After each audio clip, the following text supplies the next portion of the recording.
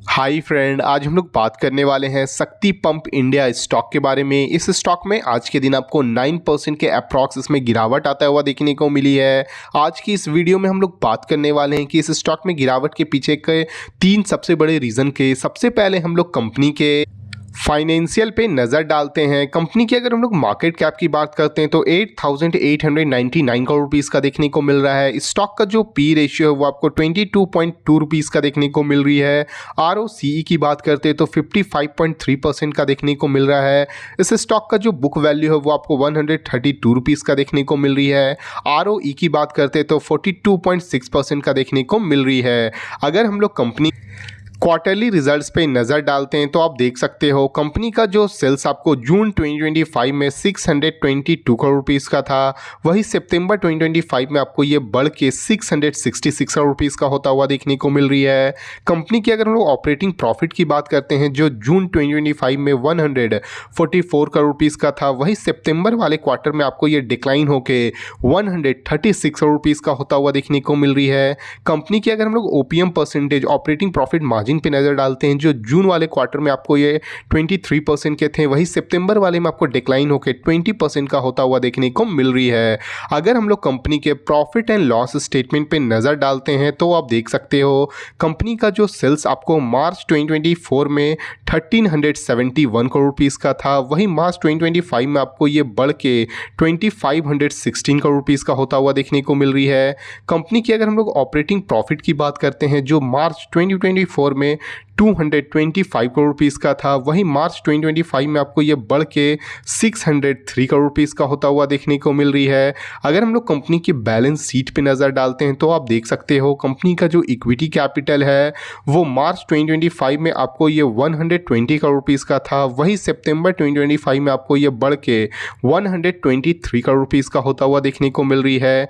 Company की अगर हम लोग रिजर्व्स की बात करते हैं जो मार्च 2024 में आपको ये 736 करोड़ रुपीज़ का था, वही सितंबर 2025 में आपको ये बढ़ के 1504 करोड़ रुपीज़ का होता हुआ देखने को मिल रही है।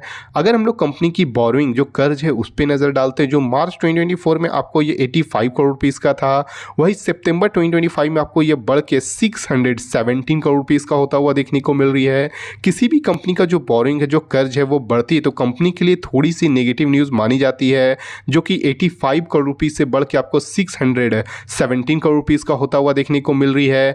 अगर हम लोग इस स्टॉक के अगर हम लोग शेयर होल्डिंग पैटर्न पर नज़र डालते हैं तो आप देख सकते हो कंपनी का जो प्रोमोटर का होल्डिंग है वो आपको मार्च 2025 में 51.61% का था, वही सितंबर वाले क्वार्टर में ये डिक्लाइन होकर 50.31% का होता हुआ देखने को मिली है। अगर हम लोग फॉरेन इन्वेस्टर की बात करते हैं जो मार्च 2025 में आपको ये 5.16% के थे, वही सितंबर वाले क्वार्टर में आपको ये बढ़ के 5.60% का होता हुआ देखने को मिल रही है। अगर हम लोग डोमेस्टिक इन्वेस्टर की बात करते हैं जो मार्च वाले क्वार्टर में आपको ये 4.33% के थे, वही सितंबर वाले क्वार्टर में बढ़ के 6.71% का होता हुआ देखने को मिल रही है। पब्लिक की अगर हम लोग होल्डिंग की बात करते हैं तो आपको ये 37 to 38% का आपको अप्रॉक्स देखने को मिल रही है। कंपनी का ओवरऑल फाइनेंशियल तो आपको काफ़ी अच्छा देखने को मिल रही है। चलिए हम लोग इसके चार्ट पे चल के समझते हैं कि इस स्टॉक में आपको कहाँ तक की गिरावट आने की पॉसिबिलिटी है।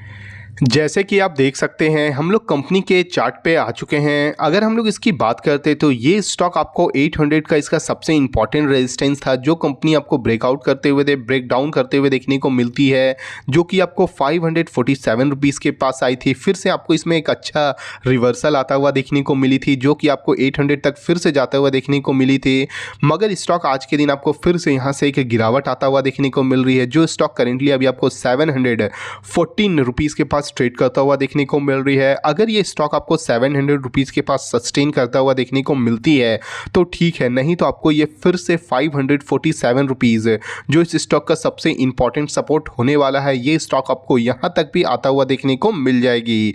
अगर हम लोग इस स्टॉक के सबसे इंपॉर्टेंट डेटा पे नज़र डालते हैं तो आप देख सकते हैं हम लोग इसके BSE के साइट पे आ चुके हैं। ये जो स्टॉक है वो आपको अभी currently ASM short term stage 1 में ट्रेड करता हुआ देखने को मिल रही है, इसीलिए आपको इस स्टॉक में लो डाउनसाइड की ओर आता हुआ देखने को मिल रहा है जो कि 3-2% का इसमें डाउन साइड आता हुआ देखने को मिल रही है। अगर हम लोग इसकी आज की अगर वॉल्यूम की बात करते हैं तो आप देख सकते हो आज के दिन आपको इस स्टॉक में 9,53,447 क्वांटिटी ट्रेड होता हुआ देखने को मिली है, जो कि 4,12,366 क्वांटिटी आपको डिलीवरी ले जाता हुआ देखने को मिली, जो कि 43% का आपको इस स्टॉक में डिलीवरी आता हुआ देखने को मिली है।